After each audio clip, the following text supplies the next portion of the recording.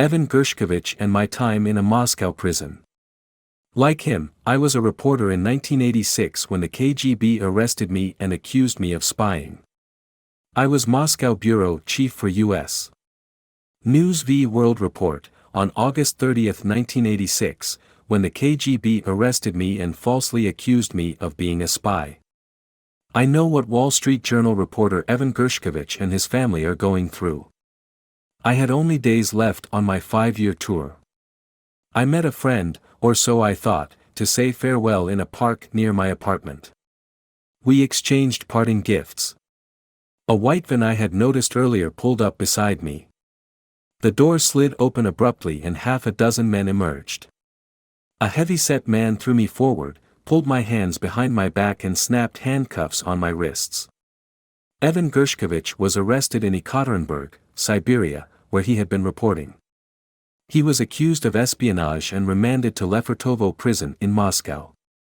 I, too, was taken to Lefortovo, which has been used to house prisoners when Moscow wanted to make an example of them, including prominent dissidents Natan Sharansky and Alexander Solzhenitsyn. I was lined up and photographed outside the prison holding the plastic bag containing the gift my so-called friend had given me. Then I was ushered into a chamber where I was confronted by a KGB interrogator as well as a translator who spoke poor English. Since I speak Russian fluently, I declined the translator.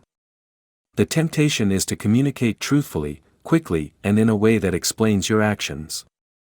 In retrospect, that was a tactical mistake. Had I refused to speak Russian, I could have slowed and perhaps thwarted the interrogator's investigation. I had 2 tours reporting in Russia separated by 20 years. I worked for United Press International in the 1960s and for U.S. News in the 80s. It was difficult to talk to average Russians in the 1960s, because they had been trained to not speak to foreigners. During my second tour people were more relaxed, and reporters were able to communicate more broadly and easily. But reporters working in Russia were and still are accredited by the Foreign Ministry.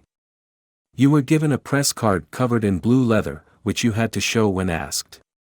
In Russia, you are frequently asked to produce your documents.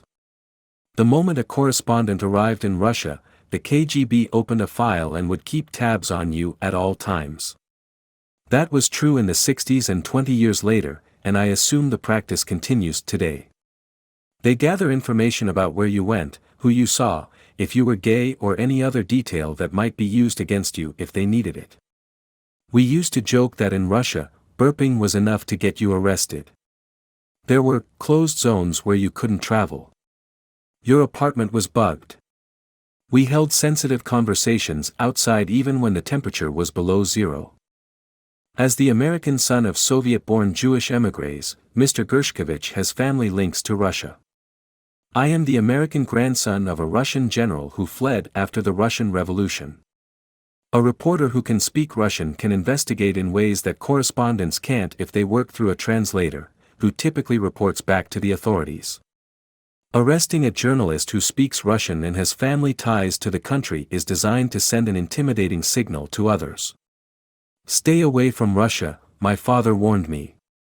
The Bolsheviks don't give a damn about your American passport. If you go to Moscow, you'll get arrested and end up in the salt mines. But the country always drew me back, its people, its culture, its role on the geopolitical stage. My case was resolved after intense negotiations between Secretary of State George Shultz and Soviet Foreign Minister Eduard Shevardnadze. I was released after a month along with 2 human rights dissidents. We were exchanged for a physicist from the Soviet United Nations mission who had been caught red-handed in the New York subway receiving classified U.S. information. Years later, at a public talk at Harvard, I had the chance to ask Mikhail Gorbachev, the Communist Party General Secretary at the time of my captivity, about my case. He essentially admitted that this was just the way the 2 countries operated during the Cold War. The rules of engagement between Russia and the U.S. have shifted dramatically since the Cold War and against the backdrop of Russia's invasion of Ukraine. Washington and its allies have imposed a broad set of sanctions in response. The International Criminal Court has issued an arrest warrant for Vladimir Putin for human rights abuses, including the targeting of civilians. It remains to be seen how the GERSHKOVICH case will be resolved. Reporting in Russia has always been risky. The authorities there have never been comfortable with the open flow of information, and they have recently imposed new restrictions on public protests. Several Western news organizations pulled their correspondents to protest recently passed laws that essentially ban independent reporting about the Ukraine invasion. Much of Russia's independent media have been forced to shut down or to persevere outside the country. We need to protect and honor the bravery of foreign correspondents, photographers and stringers all over the world, reporting in difficult and dangerous circumstances. And to my fellow Russian correspondent Evan GERSHKOVICH, courage.